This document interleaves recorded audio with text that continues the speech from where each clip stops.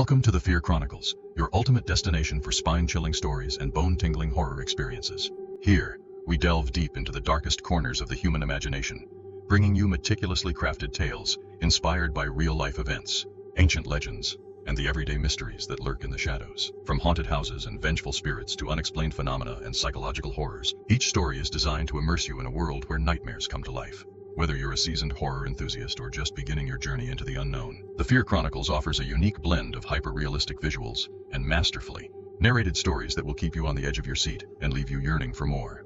Join our community of fearless storytellers and embrace the fear that keeps you awake at night. Don't forget to subscribe and hit the notification bell so you never miss a moment of terror. Today's story is the roommate's ritual.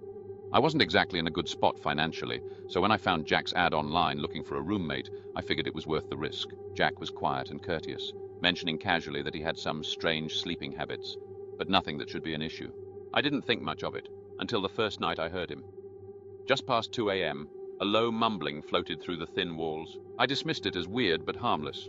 I mean, people talk in their sleep all the time, right? Over the next week, his nighttime murmurs became a regular occurrence.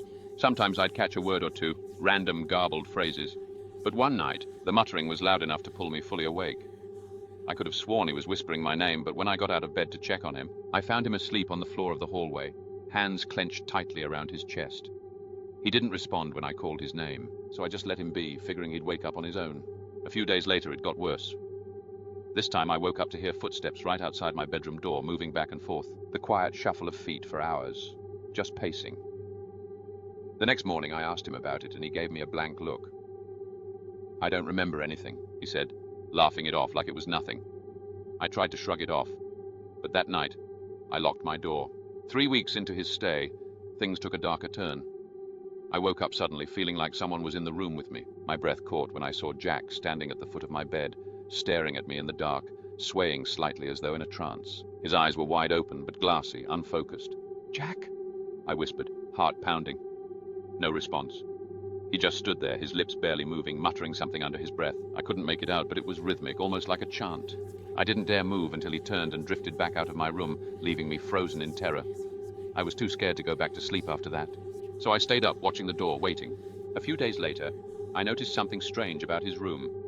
When he was gone, I peeked inside to find marks on the floor, long, deep scratches in a large circle, with smaller gouges in strange patterns inside the circle. In the middle lay a handful of dark, dried flowers. I shut the door quickly, not wanting to see any more. That night I slept in my car. The final incident happened a week later. It was well past midnight, and I woke to a quiet scraping sound outside my door. Terrified, I listened as the door handle jiggled.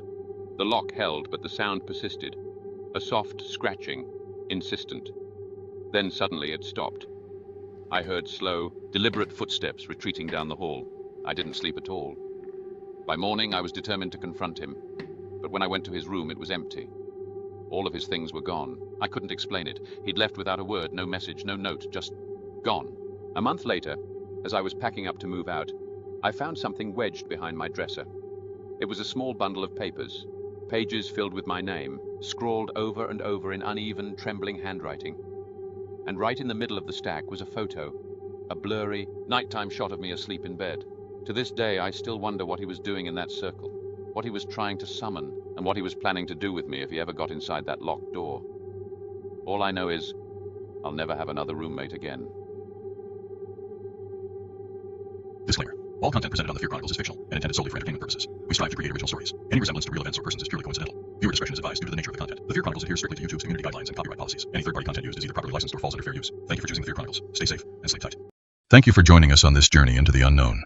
If you found tonight's story chilling, don't forget to like, share, and subscribe to the Fear Chronicles. Hit the notification bell so you never miss a new tale from the shadows. Dive deeper into the darkness with our upcoming stories, each one more terrifying than the last. Share your thoughts and experiences in the comments below. We love hearing from our fearless community. Until next time, remember, fear is just a story waiting to be told.